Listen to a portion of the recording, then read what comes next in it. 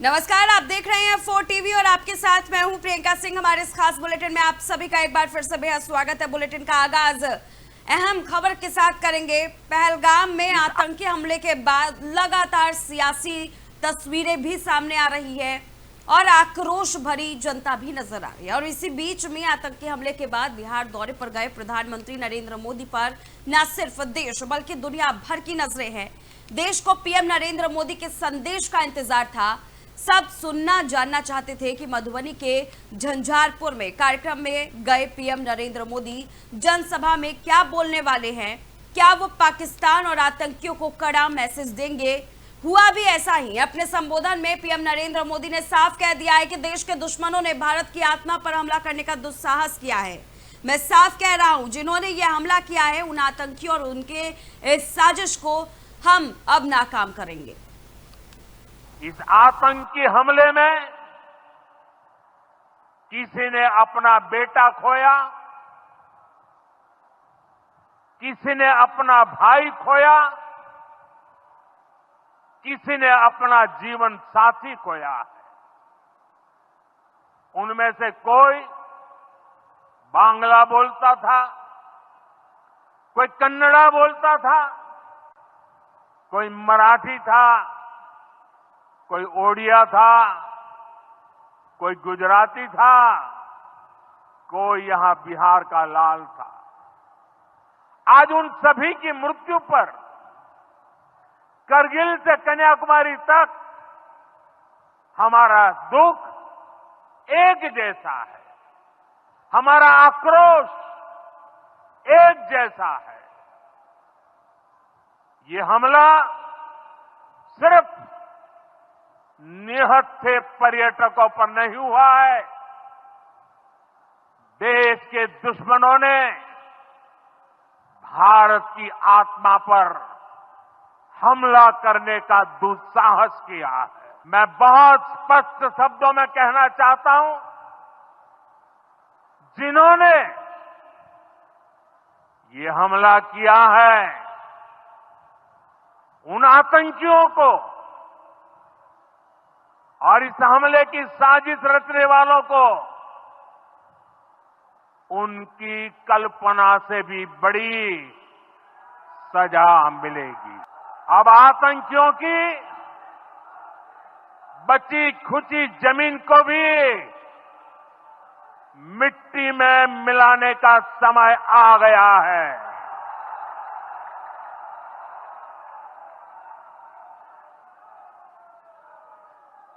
एक सौ चालीस करोड़ भारतीयों की इच्छा शक्ति। पहलगाम में हुए आतंकी हमले को लेकर पूरे देश में आक्रोश है और अब इस पर सियासी बयानबाजी भी तेज हो गई है। लखनऊ में समाजवादी पार्टी प्रमुख अखिलेश यादव ने इस घटना पर गहरा दुख व्यक्त किया और इसे बेहद गंभीर बताया। अखिलेश यादव ने कहा कि समाजवादी पार्टी ने फैसला किया है कि दिल्ली में होने वाली सर्वदलीय बैठक में पार्टी की तरफ से राष्ट्रीय प्रमुख महासचिव रामगोपाल यादव हिस्सा लेंगे और सपा का पक्ष रखेंगे। अखिलेश यादव ने कहा कि इस बर्बर हमले की सपा कड़ी निंदा करती है और सरकार से मांग करती है कि ऐसे आतंकियों के खिलाफ सख्त से सख्त कार्रवाई की जाए। उन्होंने ये भी कहा कि आतंकवादियों का कोई धर्म नहीं होता और इस हमले ने पूरे देश को झकझोर कर रख दिया है। समाजवादी पार्टी के कार्यालय में हम लोग पूर्व में रहे उत्तर प्रदेश के गवर्नर, उत्तराखंड के गवर्नर अजीत कुरैशी साहब का कार्यक्रम बड़े पैमाने पे उनके सभी सहयोगी साथी आकर के मनाना और करना चाहते थे, लेकिन क्योंकि जिस तरह की घटना हुई है कश्मीर में, उसकी वजह से हम लोगों ने कार्यक्रम कोई बहुत बड़ा नहीं किया और कार्यक्रम को शॉर्ट में ही खत्म कर दिया। क्योंकि जो घटना हुई है वहां, जो शहीद हुए टूरिस्ट, बहुत दुखद है। जो तस्वीरें आ रही हैं, जो वीडियो आ रहे हैं, जो यूट्यूब के माध्यम से, सोशल मीडिया के माध्यम से या मेन स्ट्रीम के मीडिया को लेकर के भी जो वीडियो आ रहे हैं, बहुत गंभीर विषय है। इसलिए समाजवादी पार्टी ने और हम सब ने मिलकर तय किया है कि जो ऑल पार्टी मीटिंग होने जा रही है दिल्ली में, उसमें समाजवादी पार्टी के राष्ट्रीय। चलिए रुख अब हैदराबाद की ओर करेंगे, जहां से AIM सांसद असदुद्दीन ओवैसी ने पहलगाम आतंकी हमले पर तीखी प्रतिक्रिया दी है। उन्होंने कहा कि आतंकियों ने ऐसी हरकत की है कि जो जानवरों से भी गिरी हुई है। ओवैसी ने सवाल उठाया कि जिस जगह सैकड़ों पर्यटक मौजूद थे, वहां सुरक्षा के नाम पर क्या था। उन्होंने पूछा कि ये आतंकी आखिर बॉर्डर कैसे पार कर गए और पहलगाम जैसे सेंसिटिव जोन तक कैसे पहुंच गए। उन्होंने कहा कि अगर आतंकवादी वहां तक पहुंच सकते हैं तो श्रीनगर तक पहुंचना भी उनके लिए मुश्किल नहीं होगा। AIM सांसद ने सरकार से इस पूरे मामले में जवाबदेही तय करने की मांग की और उम्मीद जताई है कि दोषियों को इंसाफ के कटघरे में जरूर खड़ा किया जाएगा। से कह रहा हूं कि जो आतंकवादी दहशतगर्दों ने जो बर्बरियत के मुजाहरे किए हैं पहलगाम में, और वो नाकाबिले बयान है, वो तकलीफदेह हैं, दर्दनाक है, और जितना भी उसका हम कंडेम करें कम है। क्योंकि वो लोग तो अपने आप को हैवानात और बदतरीन जानवरों से भी ज्यादा गिरी हुई हरकत उन्होंने की है, और किसी के मजहब का नाम पूछकर ये बात उनकी जान लेना, ये सरासर गलत है, जुल्म है। और हम उम्मीद करते हैं कि इंशाअल्लाह ताला अल्लाह सुब्हानहू तआला उनको दुनिया में भी और आखिरत में भी उन दहशतगर्दों को सख्त अजाब से नवाजेगा, और उनके ऊपर जो लोग बैठे हुए हैं वो भी तबाह बर्बाद होंगे। दूसरी बात यह है कि जो ऑल पार्टी मीटिंग का है, कल मैंने खुद जनाब से और एक बड़ी और अहम अपडेट आपके साथ साझा करते हुए चले, राष्ट्रपति से मुलाकात करने के लिए गृह मंत्री अमित शाह पहुंचे। बड़ी और अहम जानकारी हम आपके साथ साझा कर रहे हैं। राष्ट्रपति के साथ गृह मंत्री ने अहम बैठक की है। जानकारी देते हुए चले कि बैठक में विदेश मंत्री भी मौजूद रहे और इस बैठक के दौरान गृह मंत्री अमित शाह ने राष्ट्रपति द्रौपदी मुर्मू को तमाम जानकारियां साझा की है। पिछले 2 दिन के तमाम घटनाक्रमों की ओर हर एक पहलू की जांच, हर एक पहलू पर जो भी अभी तक कार्रवाई हुई है, हर एक तरफ से राष्ट्रपति को जानकारी सौंपी गई है। गृह मंत्री अमित शाह ने राष्ट्रपति को तमाम जानकारी सौंपी है। बैठक के दौरान विदेश मंत्री भी मौजूद रहे। बड़ी जानकारी हम आपके साथ साझा कर रहे हैं। विदेश मंत्रालय में अहम बैठक की जा रही है और इस बैठक को लेकर के कई देशों के राजनयिक भी पहुंचे हैं।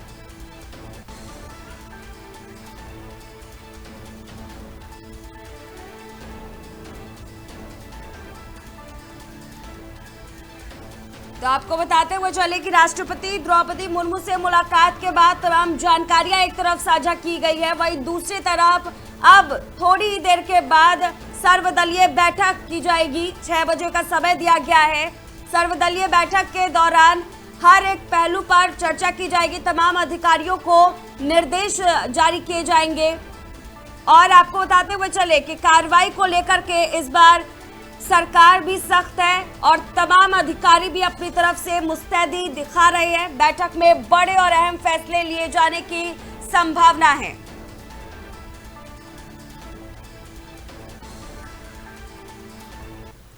चलिए रुख अब जम्मू कश्मीर के अनंतनाग की ओर करेंगे, जहां पर PDP नेता इल्तिजा मुफ्ती ने पहलगाम आतंकी हमले में शहीद हुए स्थानीय निवासी सैयद आदिल हुसैन शाह के परिवार से मुलाकात की। इस दुखद घटना के बाद इल्तिजा मुफ्ती ने शोक संतप्त परिवार को सांत्वना दी और इस समय में उनके साथ खड़े होने का वचन भी उन्होंने दिया।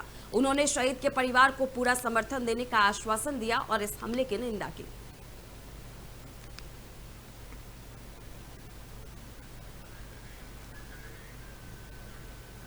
तो वही पश्चिमी चंपारण के नरकटियागंज से एक बड़ी खबर सामने आ रही है। नरकटियागंज अनुमंडल विधिक संघ ने पहलगाम के बैसरन घाटी में 28 पर्यटकों की नृशंस हत्या के विरोध में 2 मिनट का मौन रखा। इसके बाद उन्होंने पाकिस्तान होश में आओ और आतंकवाद मुर्दाबाद जैसे आक्रोशपूर्ण नारे लगाते हुए अनुमंडल कार्यालय तक मार्च किया।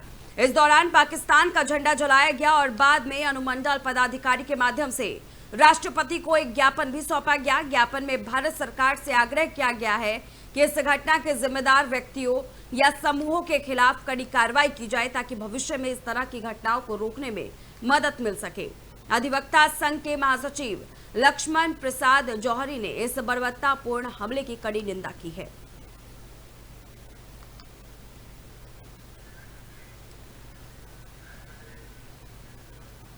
तो वहीं वैशाली जिले के लालगंज में कश्मीर के पहलगाम में हुए आतंकवादी हमले में 28 लोगों की मौत के बाद यहां के कई कोचिंग संस्थान के छात्र छात्राओं ने अखिल भारतीय विद्यार्थी परिषद यानी कि ABVP के नेतृत्व में पाकिस्तान और आतंकवाद के खिलाफ आक्रोश मार्च निकाला।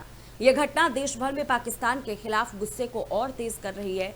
जहां जगह जगह पाकिस्तान मुर्दाबाद के नारे सुनाई दे रहे हैं, लालगंज में छात्रों ने अपनी आवाज उठाते हुए पाकिस्तान मुर्दाबाद, आतंकवाद को खत्म करो और पहलगाम हादसे को अंजाम देने वाले आतंकवादियों को मौत की सजा दो जैसे नारे लगाए गए। आक्रोश मार्च कॉमर्स कॉलेज मैदान से गांधी चौक, महावीर चौक, 3 पुलवा चौक होते हुए फिर से कॉमर्स कॉलेज मैदान तक गया, जहां इस मार्च का समापन किया गया। ये मार्च इस बात का प्रतीक था कि राष्ट्र की एकता और आतंकवाद के खिलाफ लोगों का गुस्सा और भी मजबूत हो रहा है।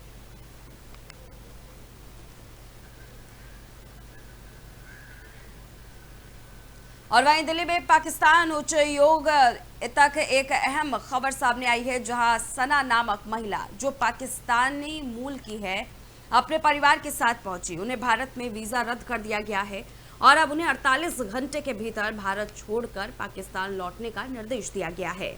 यह घटना भारतीय अधिकारियों द्वारा की गई कार्रवाई का हिस्सा है, जिससे ये संकेत मिलता है कि सुरक्षा और विदेशी संबंधों के संदर्भ में भारत बेहद गंभीर है। अब सना और उसके परिवार को इस आदेश का पालन करना होगा और जल्द ही पाकिस्तान वापस लौटने की तैयारी करनी होगी।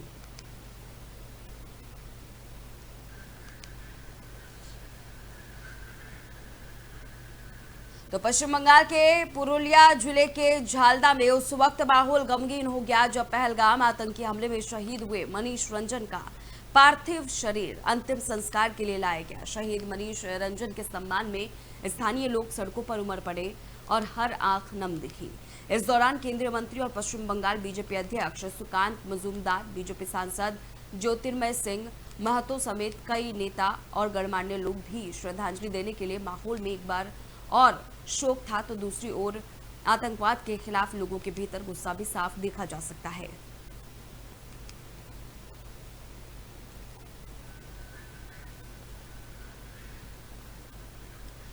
तो जम्मू कश्मीर के पहलगाम में हुए आतंकी हमले ने एक और घर को हमेशा के लिए खामोश कर दिया है। इंटेलिजेंस ब्यूरो के अधिकारी मनीष रंजन अब इस दुनिया में नहीं है।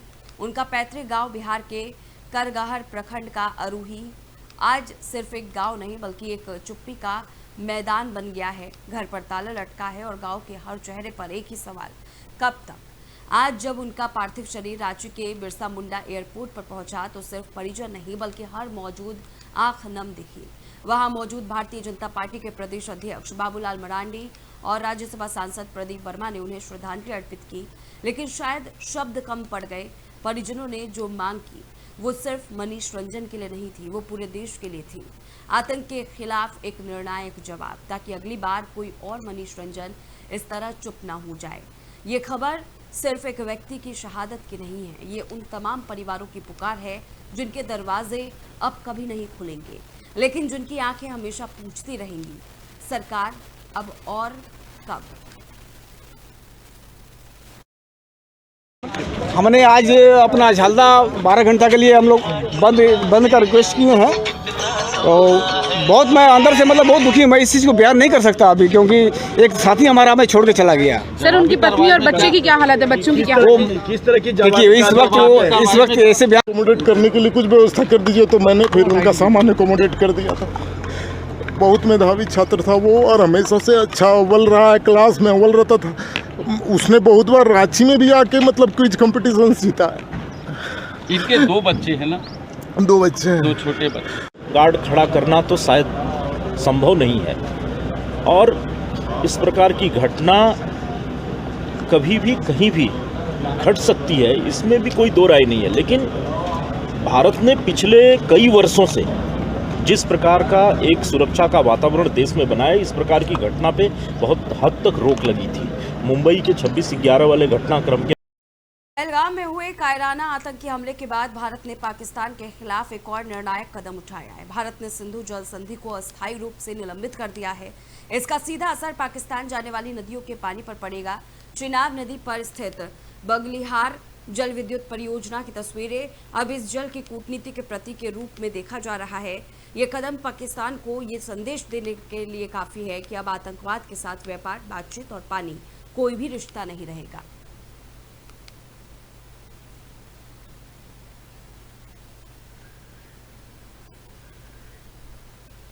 तो दुमका में आज एक दुर्लभ दृश्य देखने को मिला, जहां हजारों मुस्लिम नागरिकों ने वक्फ बिल के खिलाफ विरोध जताया। वहीं इसी मौन जुलूस के बीच उन्होंने पहलगाम में हुए आतंकी हमले की तीव्र निंदा भी की। आतंकवाद से उपजे दर्द को अपनी शांतिपूर्ण अभिव्यक्ति से जाहिर करते हुए मुस्लिम समाज ने मौन शोक सभा की और हमले में जान गंवाने वालों के लिए संवेदना व्यक्त की।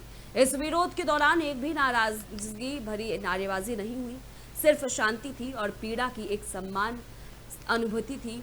इस जुलूस का नेतृत्व ख्वाजा गरीब नवाज मुस्लिम कल्याण समिति ने किया, जिसमें जेएमएम सांसद नलीन सोरेन और मुस्लिम नेता अब्दुल सलाम अंसारी भी शामिल हुए। वक्फ का जो बोर्ड था उसमें मालिकाना जो मालिक होता था, जो बोर्ड का मेंबर होता था, वो मुसलमान ही होता था। अब इसमें सरकार का कहना है जो इसमें अदर्स जात भी इसमें हो सकते हैं, ये उनका कहना है। दूसरी, हर एक जिला में डीसी को मालिक बना दिया गया, जो कभी ऐसा पूर्व में नहीं था। बोर्ड ही उसका मालिक होता था और बोर्ड में मुसलमान ही होते थे। आज अब 22 सदस्य का अगर बोर्ड है, उसमें अगर 12 सदस्य गैर मुस्लिम हो जाएगा तो वो बोर्ड का मालिक मुसलमान नहीं रहेगा, गैर मुस्लिम हो जाएंगे। और गैर मुस्लिम मदरसा, मकतब, कुरान, इस सब के बारे में क्या जानेगा? कब्रिस्तान, उसके बारे में क्या फैसला करेगा? मेरा एक ये कानून जो नियमतः संशोधन किया गया है गलत है। इस तरह का नहीं हुआ जिसका है जिस लोग जो आज तक हिंदुस्तान भारत जब आजाद हुआ सब कोई मिलजुल के इस राज्य इस देश को आजादी में लड़ाई लड़ा, सब उसमें न जाति न धर्म, सब मिलजुल के रहे और ये चीज हुआ कि नहीं। हम वक्फ का जो बोर्ड था उसमें मालिकाना। तो वहीं सरायकेला खरसवा के ईचागढ़ प्रखंड के बरुहातू गांव में ग्राम प्रधान बलभद्र गोराई को लेकर चल रही चर्चाओं और साजिश के आरोपों के बीच आज स्थिति बिल्कुल साफ हो गई है, जब पंचायत सचिव की अगुवाई में आयोजित हुई ग्राम सभा में ग्रामीणों ने एक सुर में बलभद्र गोराई के पक्ष में समर्थन दिया और उन्हें दोबारा ग्राम प्रधान चुन लिया। इस सभा में न सिर्फ ग्रामीण अनुशासित रूप से शामिल हुए, बल्कि पूर्व में अंचल कार्यालय द्वारा बाहरी लोगों को ग्राम प्रधान की सम्मान राशि देने के आरोपों पर भी खोल करके सवाल किए। ग्रामीणों ने सीधा सवाल उठाया कि जब बलभद्र गोराई ही ग्राम प्रधान है तो सनातन मांझी जैसे दूसरे व्यक्ति को ये सम्मान राशि किस आधार पर और किस मंशा से दी गई। इस खुलासे के बाद माहौल में गुस्सा था, लेकिन सीओ दीपक प्रसाद ने सभा को शांतिपूर्वक दिशा दिया और लोकतांत्रिक प्रक्रिया से ग्राम प्रधान का पुनः चयन करवाया और नतीजा वही रहा। बलभद्र गोराई को दोबारा गांव के लोगों ने चुना और साफ संदेश दिया कि गांव की जनता अपने प्रतिनिधि के साथ है। गांव के इस निर्णय से साफ है कि बुरुहातू सिर्फ एक ग्राम नहीं, लोकतंत्र का जीवंत उदाहरण बन चुका है, जहां हर कोशिश के बावजूद जबरन बदलाव की कोई भी साजिश टिक नहीं पाती है।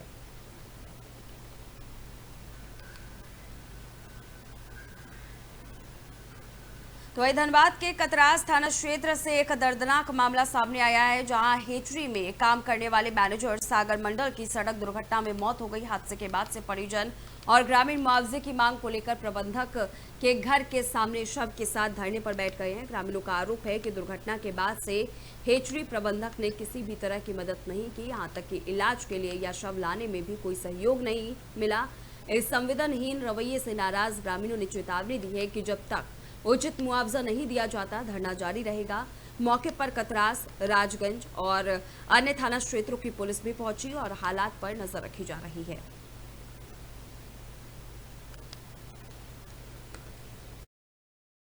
बाबा लेयर फार्म जो बीरबल मंडल जी के हैं, जो फटामल पंचायत के मुखिया भी हैं, तो उन्हीं के अंदर में मेरा भाई आज जब से फार्म खुला है 15 साल 20 साल जितना साल हुआ उतना दिन से एक शुरू से इन्हीं के अंडर में काम किया है। 20 तारीख को ड्यूटी के दौरान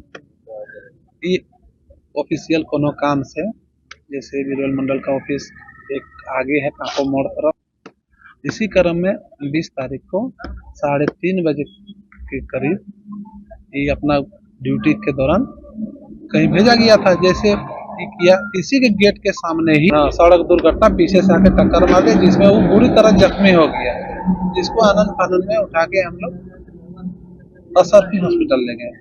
असरफी हॉस्पिटल में उसका सीटी स्कैन किया और प्राथमिक जांच जो होता है वो सब करके उसको फर्स्ट एड वगैरह करके उसको तुरंत रेफर कर दिया मिशन हॉस्पिटल दुर्गापुर।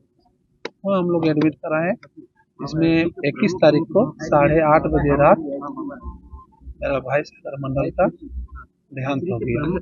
और चूंकि ये घर नहीं, घर के साथ साथ बाबा हैचरी भी अंदर में है और यहाँ पे दर्जनों मजदूर काम करते हैं और उसी काम के दरमियान एक बाबा हैचरी के पुराने मैनेजर जो सागर मंडल है, वो अपने काम के दरमियान आपके अपने मालिक के निर्देशानुसार कहीं जा रहे थे और जाने के क्रम में ही गेट के समीप ही उनकी सड़क दुर्घटना हो गई। एकदम ड्यूटी के पीरियड में वो मालिक के निर्देश के अनुसार ही वो जा रहे थे।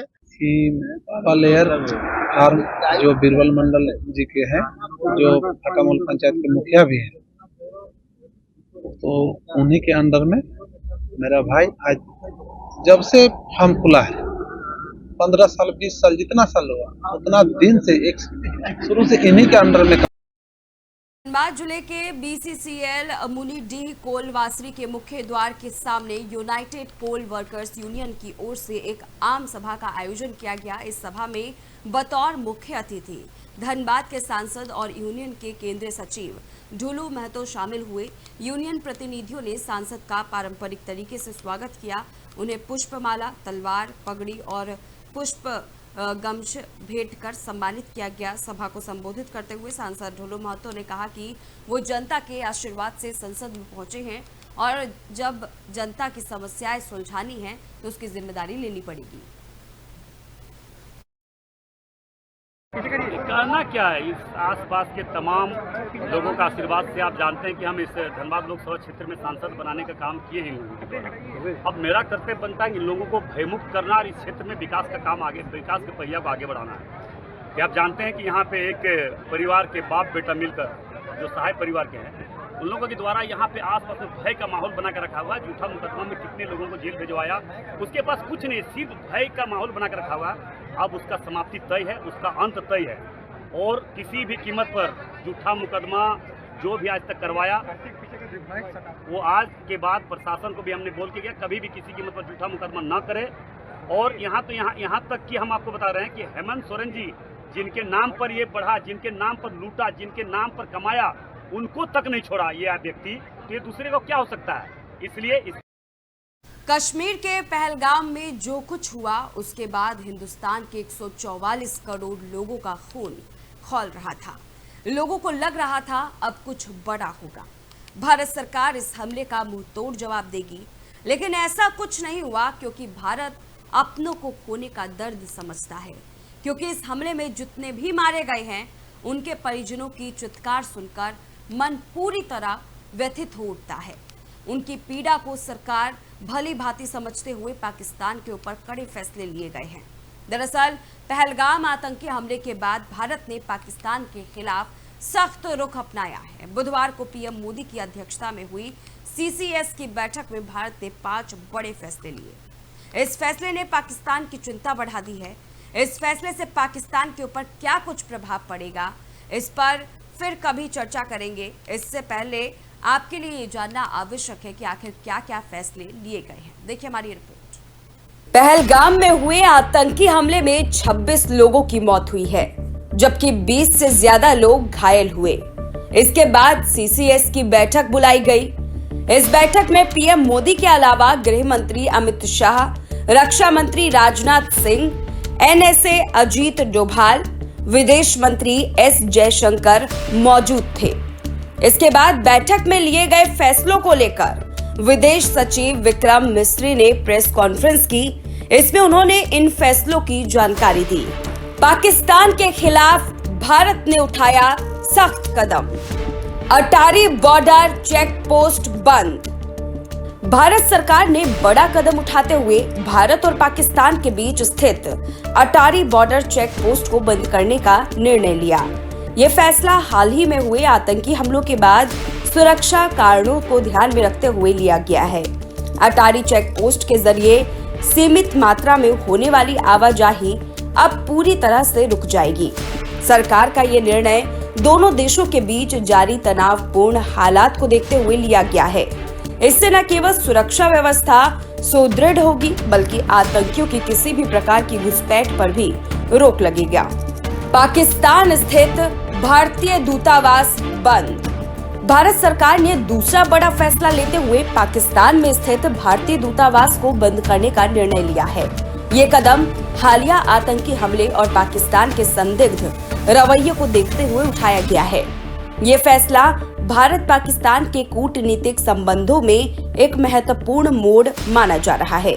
इसमें दोनों देशों के बीच पहले से तनावपूर्ण रिश्तों में और अधिक दूरी आने की संभावना है। भारत ने स्पष्ट किया है कि देश की सुरक्षा और संप्रभुता सर्वोपरि है और राष्ट्रीय हितों से कोई समझौता नहीं किया जाएगा। दूतावास बंद करने की प्रक्रिया जल्द शुरू की जाएगी। इंडस वाटर ट्रीटी पर रोक। इसके साथ ही भारत ने तीसरा कड़ा और निर्णायक कदम उठाते हुए पाकिस्तान के साथ इंडस वाटर ट्रीटी जल संधि को रोकने का ऐलान किया है।